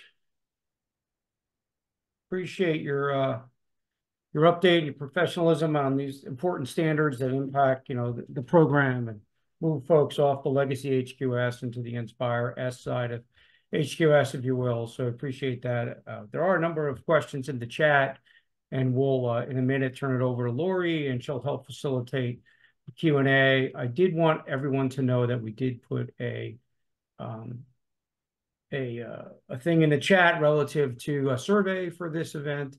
So when you get a chance at the end, if you could please fill it out and give us some feedback. Point being so that we can advance and improve and provide you better support going forward. So we appreciate that level of detail. So at this point, I'm going to turn over to Lori, and she's going to walk us through the Q&A. So thanks, Lori. Okay, thank you so much. We had a lot of good questions come in throughout the training, so we will start with the questions in the chat, and then we'll go over to questions for the raised hands. So the first question is, will the recording be available on the website? And the answer is yes. Fitz or Joachim, do you know the specific website? Do you happen to know? I think it's where past recordings of webinars will be. Yeah, I'll go out and put it in the chat. I'll find it and I'll paste Okay. it. Yeah. Perfect. Right. Thank you so much. Mm-hmm. Okay, the next question is, are the PHAs getting scored for carbon monoxide and smoke alarms? Will they lose points on them? Dana, can you answer this one? I can. So try to keep in mind that these are voucher inspections, so no one's being scored on anything. This is HUD is not doing inspections. PHAs are, excuse me, I just ran to the other room because my computer was dying, so I had to get the plug. No one's being scored on these inspections. This is not HUD doing inspections. It is PHAs conducting the inspections. So it is PHAs failing or passing deficiencies on units in the HCV, PVV, or mod rehab program. Okay, thank you. The next question, also for you, Dana. I conduct inspections annually. Will I continue to do so? So HUD's requirement is at least biennially. So if you are conducting them annually, that is maybe your policy and you've continued to do them annually. You are not required to do them annually. You are only required to do them at least biennially, or if you are a small rural PHA by definition, then triennially. So every 2 years or every 3 years if you're a small rural PHA. If you are still doing them annually, you may have policy that says you're still doing them annually. You can continue to do it that way, but that is not a HUD requirement. Okay, thank you. Next question. If you are trained under NSPIRE but not trained for HQS, can you perform HQS until we adopt NSPIRE next October? Dana, do you want to? Well, I mean, that's a little tricky. So HUD doesn't require any certification for either HQS or NSPIRE. But I mean, I would hope that you've got some knowledge of HQS if you're conducting HQS inspections. I mean, if you're continuing with HQS as it was previously defined and you've told HUD that you're doing that, I mean, that's what you're conducting inspections to. So if then yes, you can continue with HQS, but I be sure that you're doing those inspections to HQS regardless of what you're trained on, I guess is the answer. HUD does not require any certification for HQS or NSPIRE. So there is no requirement for a certification. Thank you. I just want to call out to Joachim that the link for the evaluation link appears not to be working, or at least for some people. So just wanted to let you know that. Okay, the next question. Under NSPIRE, what category would a unit fail for extreme, offensive, noxious smells from a nearby landfill or chemical plant? Rich, can you answer that one? Yes, I mean, I think it goes to a lot of the site neighborhood that came from HQS. For NSPIRE standards, we're talking about would be fuel sources, things like that, not necessarily the description you provided. It would be like a gas leak and things like that, methane, maybe natural gas, those type of things. But it's not specific to landfills and such. And there are no measuring devices that the inspectors would carry to determine what type of gases. But there are basically fuel leaks that are noted in our standards, but not specific to landfills and the gases associated with that. Thank you. Okay, the next question is about the app. And I think there's some confusion about whether or not, well, I'll just read the question. I had asked on the first webinar a few weeks ago if HCV only PHAs needed to request access to NSPIRE account to upload our inspections directly to them. I was told no on that webinar. This last webinar was mentioned that there is going to be an online system for HCV PHAs. Can you please verify if we will be doing our inspections in a software system and submitting by PIC and HIP as we have in the past, or is there a new way we will need to upload our inspections? Dana, can you? Yeah, I can take that. So let me try to answer this in as clear a way as possible if I can. So HCV only PHAs do still, yes, the answer is you do not need to request access to the current NSPIRE system. The current NSPIRE system is a system that is for public housing and multifamily inspections. It's something that REAC is using. It is something that the public housing programs and multifamily PHAs are using for their inspections. The app that is being created is being developed for the HCV program. And it is an app that will be a very simple app that will be available for PHAs to use if they choose to do so. And really it's for PHAs that don't already have a system of their own to use. It's not intended to replace any software systems that a PHA uses. If you have a software system that you're already using, you would likely continue to use that software system. You can, of course, feel free to use our app if you want to, even if you have a software system, but it's not something that is going to replace those software systems. The software system will still upload your 50058s to PIC and HIP. There is no way currently to upload the full inspection to PIC or HIP.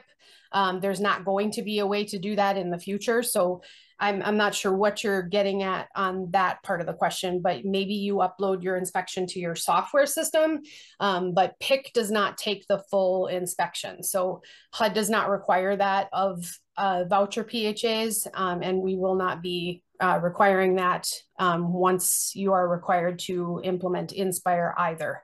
So that may be something that you're doing with your software system, but HUD's app will not be for that purpose either. So the app that's being created for the voucher programs will not allow uploading and storing of those inspections either. It's planned to be, at least as far as I know, a one and done kind of program. I encourage you to sit in on the webinar that's upcoming for the app if you have questions about it. But if you have your own software system or program, I would encourage you to continue to use that. Thanks. And I just want to add that in terms of submitting HQS or NSPIRE, the new NSPIRE HQS inspections to HUD, as Dana said, there's no requirement. If HUD at a future time determined that they wanted to collect that information, we would have to go through the Information Collection Act process, the public reporting burden through OMB. So you would hear about it through a notice before HUD could implement such a process. Exactly. Okay, next question. Is there a scoring difference between NSPIRE and NSPIRE V? Is there a difference on passing NSPIRE V? Dana. No. So, well, no, on this, the standards are the same. So NSPIRE standards are the same for all HUD housing. So there's no difference on the passing of NSPIRE V versus NSPIRE. And there is no difference on the scoring really, except that HQS or for the voucher program, there is no scoring. So it's pass fail. So I guess there is a difference in that there's no numerical score for the voucher program. It still remains pass fail. Nothing has changed. It remains the same as it was under HQS as previously defined. Pass fail. Thank you. Okay, I'm going to do one more from the chat and then we'll go to the raised hands. Rich, this question's for you. How are inspectors supposed to verify that a smoke detector is a 10-year sealed or hardwired? Is HUD expecting inspectors to bring a ladder and remove each detector to look? So currently we're working on that process. There is going to be a session in December, later on in December, and Brian Fitzpatrick can talk to that. But there will be a session where we'll have more detail on the process of doing so, but we are still working through that right now. It's an excellent question, but it will be covered during the session specific to that standard. All right, thank you. And moderator, forgive me, I don't have your name written down. Can you help us with our raised hands?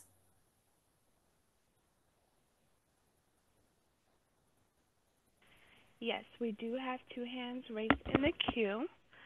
Just as a reminder, there will be a pop-up on the screen asking you to accept to be unmuted, and then you can be unmuted to speak. We'll go to our first question.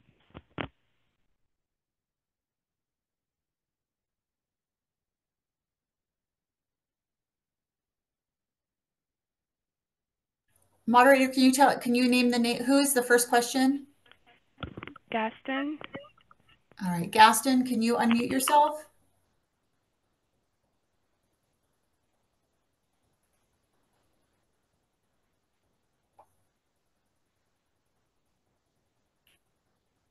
Gaston, we cannot hear you. All right, not sure what happened. Let's go to the next one. Sorry about that. Okay, the next one's going to be Shauna.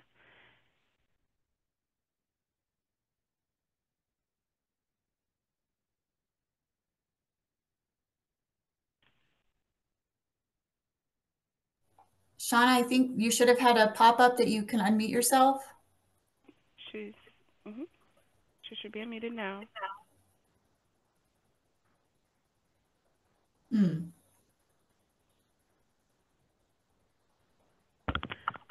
Make sure your volume on your computer or mic is on. Shauna said she did not get a pop-up. She's now muted again. Right. I muted her again, and I'm sending the pop-up again. All right, let's try it again.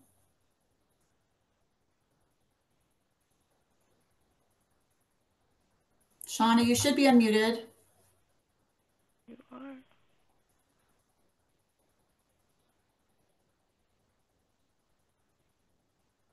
All right, well, we don't seem to be having much luck with Shauna, is there a way you can type your question into the chat? All right, she's saying she's not unmuted, although it shows as unmuted on my screen. I don't know. It does as well. Can you unmute yourself? Does it give you the option on your screen?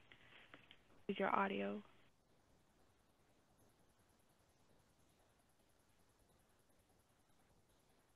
All right, I think we need to move on. Sorry, Shauna. Okay, the next one is here's Jan the Hopkins. Okay, go ahead. Go ahead, Jan.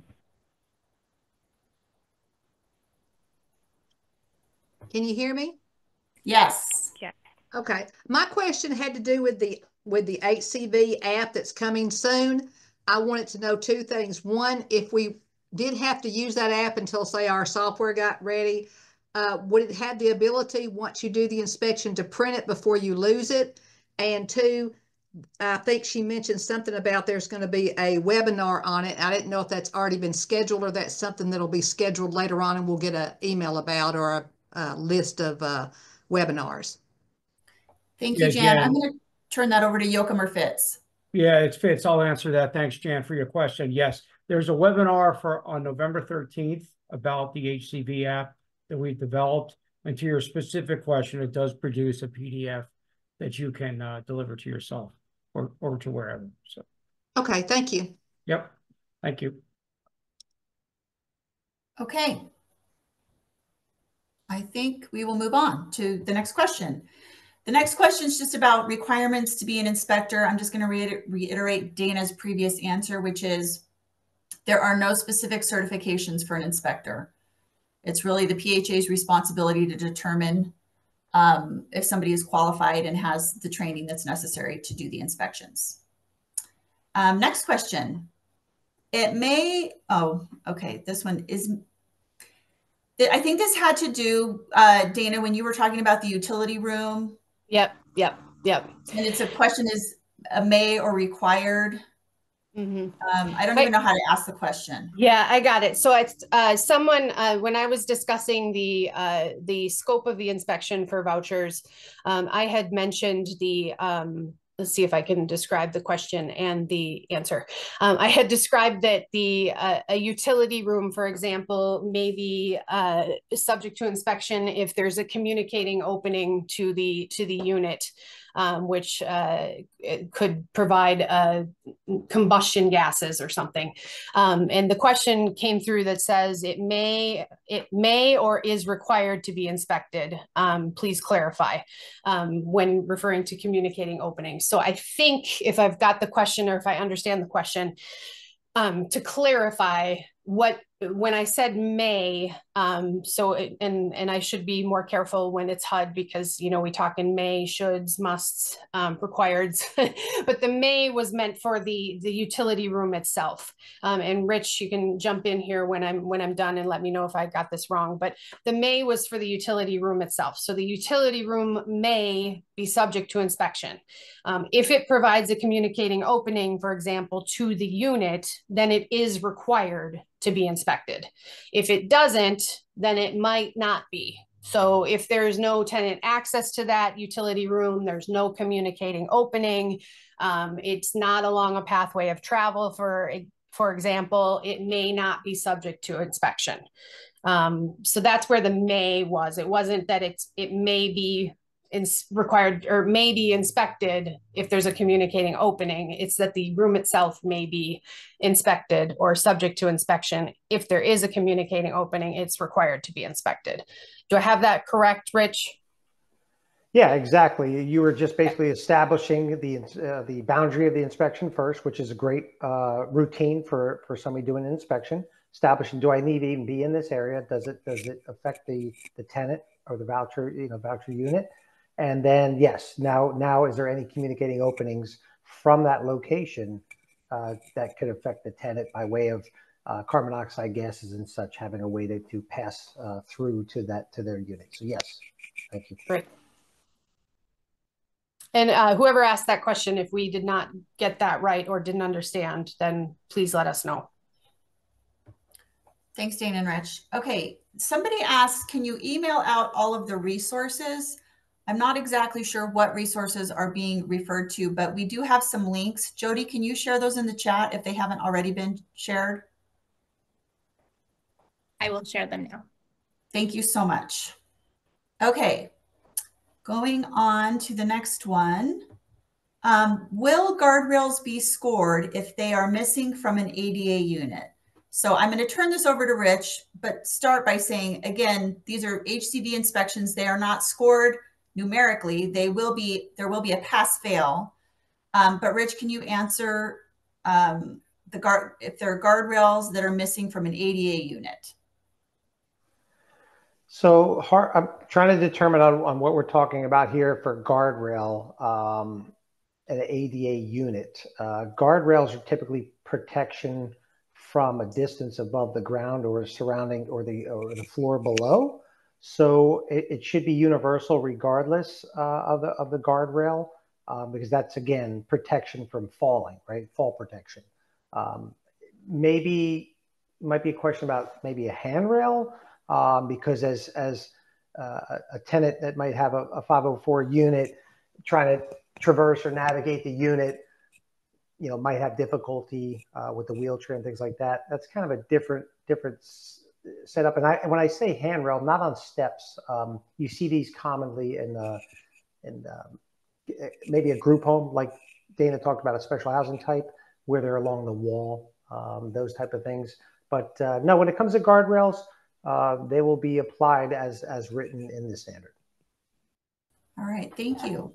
Can I just add to that? Sure. I think that it's important that you, whoever's asking the question, be sure that you read the standard in full, because I think the standards have changed and they're different in the way that they read. So they're not going to be specific to an ADA unit or something like that. They're going to be specific to the deficiency itself. So just be sure you're reading the standards in full. All right, somebody did mention that maybe they're talking about grab bars in an ADA unit. I don't know if those are scored, or I mean, sorry, if those are reviewed as part of the INSPIRE. Rich, are they? Yeah, it sounds like your connection kind of got, okay, yep, I'm getting a lot of feedback from the connection there. But anyway, hopefully, I'm trying to hear if there's but there is a grab bar standard, just to answer the question. There is a grab bar standard. So yes, you can reference that in the set of standards. All right, thank you. Can you hear me now? I can hear you, but it's a lot of crackling. Yeah, it's crackling, Lord. But just if somebody try to wants be quick. If somebody wants to take over reading the questions, maybe that would be the best. I'll try. I'll give it a crack there, Lori, and you can pick me up where I fall. What's the link to the INSPIRE inspections training? There's a lot of links in the deck, which we'll send out. There's also a lot of links that have been posted in the chat. So hopefully those resources will meet the mail for that. Will abandon unregistered car vehicles on the HCV property always fail INSPIRE? A few children locked themselves in a trunk in New Jersey a few years ago in an abandoned car and died. Rich, Dana, you want to take this?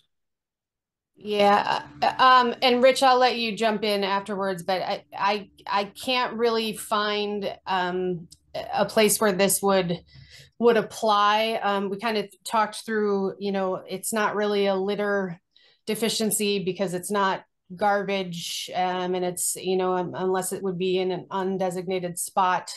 My suggestion, and Rich can again jump in if there's a deficiency he can think of, but while the PHA is not inspecting to local code, my suggestion would be that the owner or the landlord does have local code or local local conditions that they can fall back on. So there's a lot of communities that have things, rules about unregistered vehicles or abandoned vehicles that the owner could fall back on, not the PHA necessarily, but the owner. So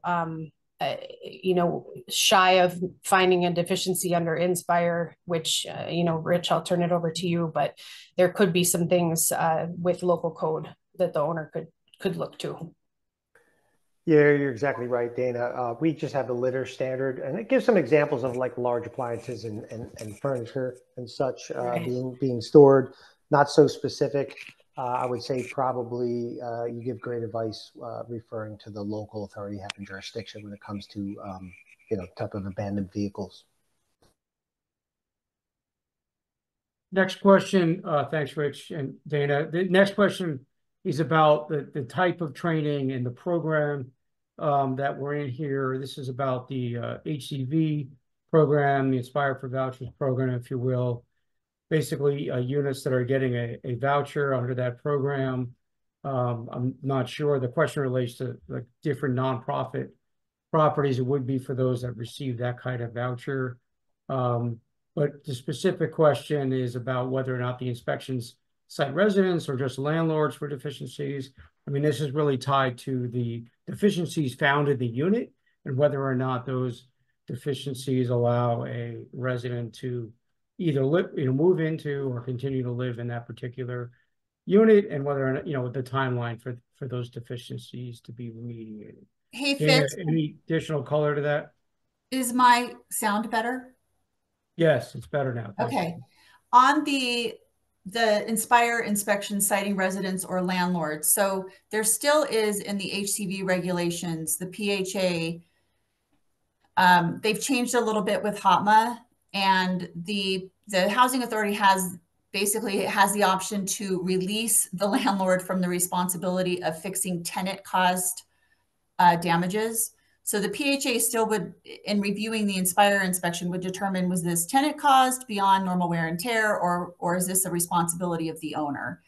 And if it's the responsibility, if it is tenant caused, the PHA can adopt a policy that would still require the landlord to fix it or the tenant to fix it. So that's a new HOTMA change. So I recommend taking a look at that. We will be having a future office hours or webinar, not sure which, on the specific HOTMA changes.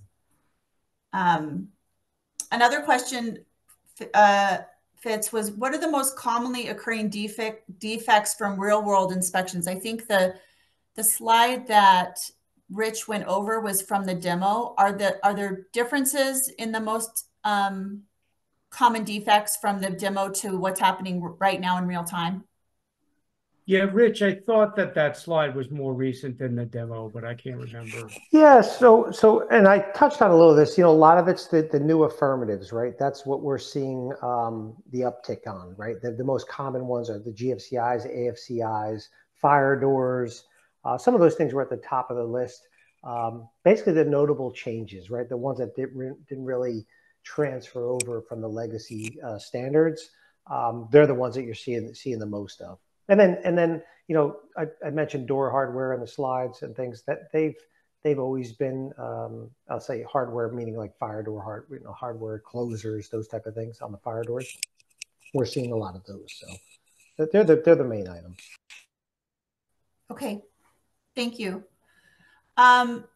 This question this is, I think, a really important question and probably warrants some internal HUD discussion potentially, but this is the question.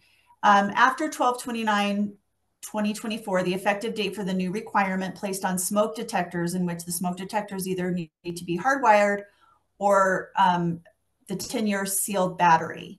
If after the effective date, a unit inspection reveals that the smoke detector is out of compliance because it is battery operated, but it is still functioning properly, will it be a 24-hour fail or a 30-day notice to correct? I think clearly under the standards, it's a 24-hour fail. Correct, Rich? Yeah, you're absolutely correct. Yes, it's basically not in compliance after that date. So yes, it's a defect, would fail the unit and would be 24-hour. Yes. Thank you. I do think maybe I don't know if there's any legal flexibility to do anything different than that, but probably warrants some further discussion internally.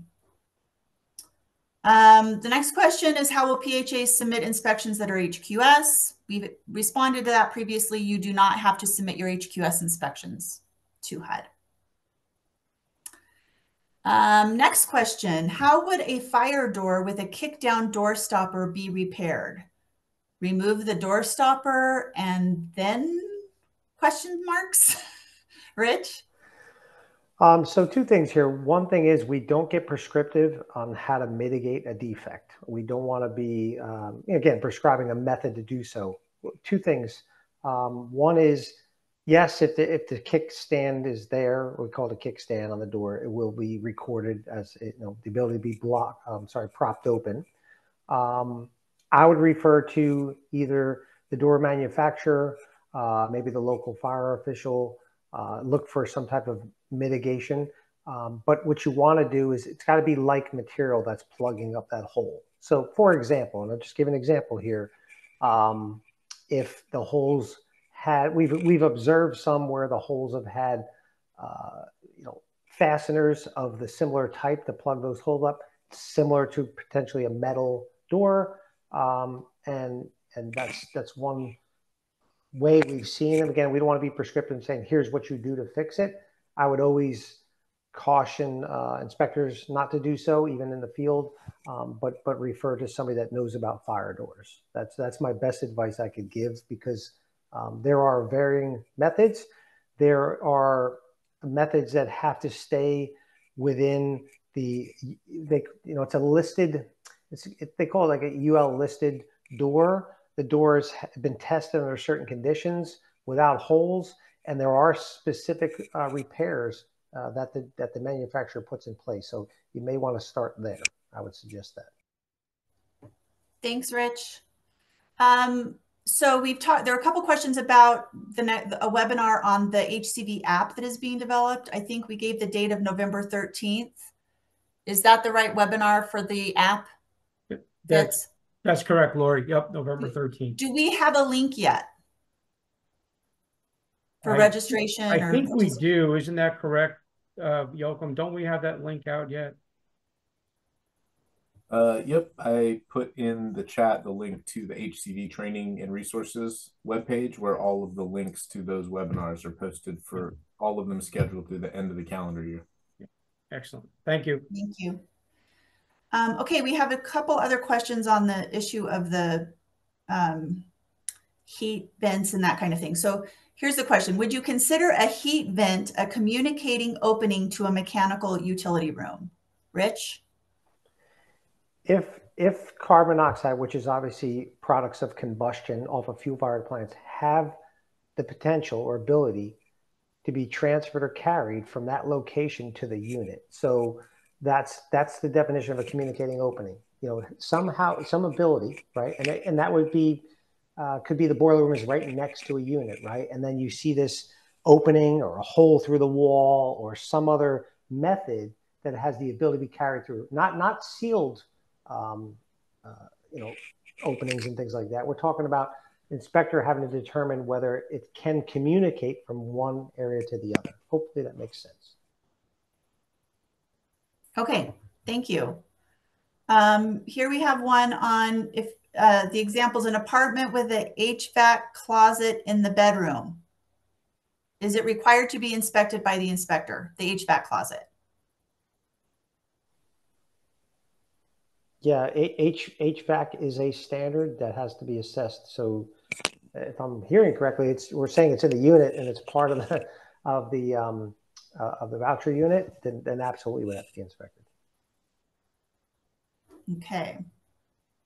I think that, Laurie, there might be a question, probably a second part of that question, which is what if the tenant doesn't have access to it, which comes up a lot. And in that case, the owner will have to make some sort of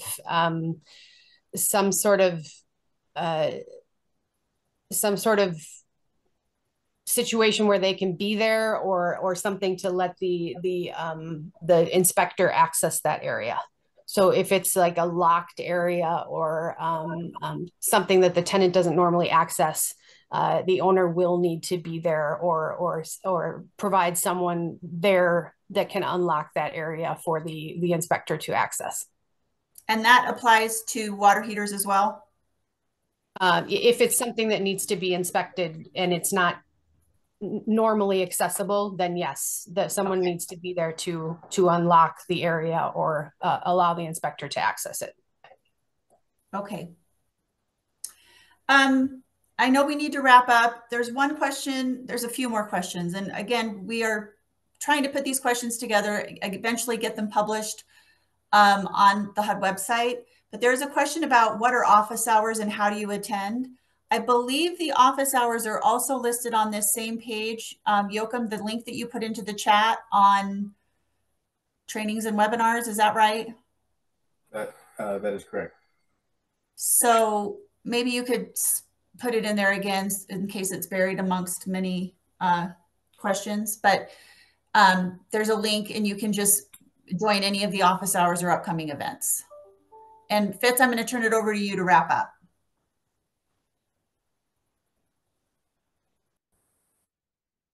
Great. Thank you, Lori. And thank you everyone for your leadership and your participation. And thanks to all of you for joining us today. And thanks to Stacy, Dana, Rich, Jody, Lori, Marcy, and everyone for helping facilitate and coordinate all this. Please, as we discussed, there's a feedback form in the chat. I understand it's been updated, so the proper one is in there. So we appreciate your feedback so we can improve and advance as we go forward. And as discussed a couple times during the Q&A, the URLs to a lot of our materials and videos are in the chat, and we will also send out the decks, if you will, so that you have access to those materials. Just a reminder about additional sessions. Joachim did place in the chat a listing of the future sessions. Some of the key ones that are coming up, November 6th, we'll have an office hour session on carbon monoxide and heat sources. And on November 19th, we'll have a general office hour session to facilitate more Q&A to help address your questions that you have on this program. And as discussed a couple times, on November 13th, we'll have a webinar on the HUD HCV app as well. So we look forward to that discussion. And then also, as Yoko mentioned, there are additional sessions in the link through December, and we're building out more of those in the coming calendar year as well. So please look for those invites from us as they come forward and as we approach those timeframes, or you can go out to the website and look for them specifically. Again, thanks to everyone. Thanks to all of you. Thanks to all the SMEs that participated. And everyone have a great day. Take care now. Thank you. Thanks, everybody. Thank you, everyone. Have a great day.